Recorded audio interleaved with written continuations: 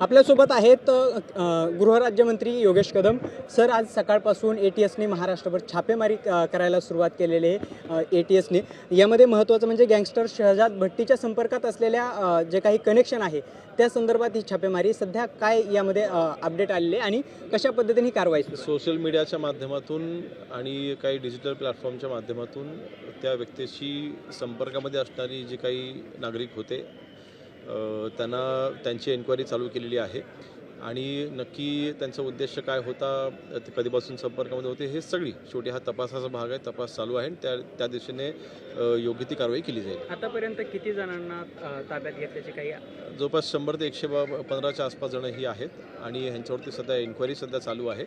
जे काही गॅजेट होते ते देखील ताब्यात आपण घेतलेले आहे, म्हणजे ज्या माध्यमातून ते संपर्कामध्ये होते ते, आणि ह्यांच्यामध्ये कुठला आर्थिक व्यवहार वगैरे झालेला आहे की नाही ही सगळी पडताळणी चौकशीमध्ये आपल्याला सर्व माहिती आहे। शेवटी सगळ्या अँगलने चौकशी ही केली जाईल। महाराष्ट्र ATS हा तपास करत आहे। दुसरा एक प्रश्न असा की महाराष्ट्रात सध्या वारी सुरू आहे, या वारीमध्ये काही चोरीच्या घटना सुद्धा समोर येताना पाहायला मिळत आहेत। तर या संदर्भात गृहमंत्रालयाच्या माध्यमातून पोलिसांच्या माध्यमातून नेमक्या कशा सूचना देण्यात आल्या? आपला फोर्स तिथे तैनात असतोच आणि फक्त पोलीसच नाही तर होमगार्ड्स देखील असतात आणि सपोर्टिव्ह तिथे जी काही स्ट्रेंथ लागते ती सगळी तिकडे असते। शेवटी शेकडो वर्षापासूनची परंपरा आहे आणि गर्दीचा तिथे गैरफायदा घेत काही तिथे असे काही जण असतात जे ह्याचा गैरफायदा घेऊन गुन्हेगारी प्रवृत्तीचे जे लोक आतमध्ये शिरतात त्यांच्यावरती नक्कीच एक कडक नजर पोलिसांची असते आणि त्यांच्यावरती योग्य ती कारवाई होईल।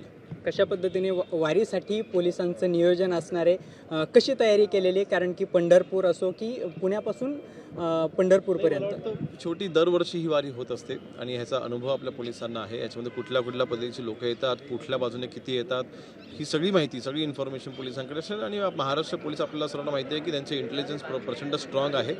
तदनुषंगाने तिथे योग्य ती उपाययोजना आपण दरवर्षी करतच असतो। नक्कीच हे होते गृहराज्यमंत्री योगेश कदम आणि त्यांनी सांगितलं की महाराष्ट्रामध्ये जी वारीची परंपरा, या वारीच्या परंपरेला जो गालबोट लावण्याचा प्रयत्न काही लोकांकडून होतोय, चोरीच्या घटना घडतात, या संदर्भात पोलिसांकडून कठोर अशी कारवाई करण्यात येईल अशा पद्धतीची भूमिका त्यांनी साम टीव्हीशी बोलताना व्यक्त केली। कॅमेरा पर्सन विक्रमसह भरत मोहोळकर, साम टीव्ही, विधान भवन, मुंबई।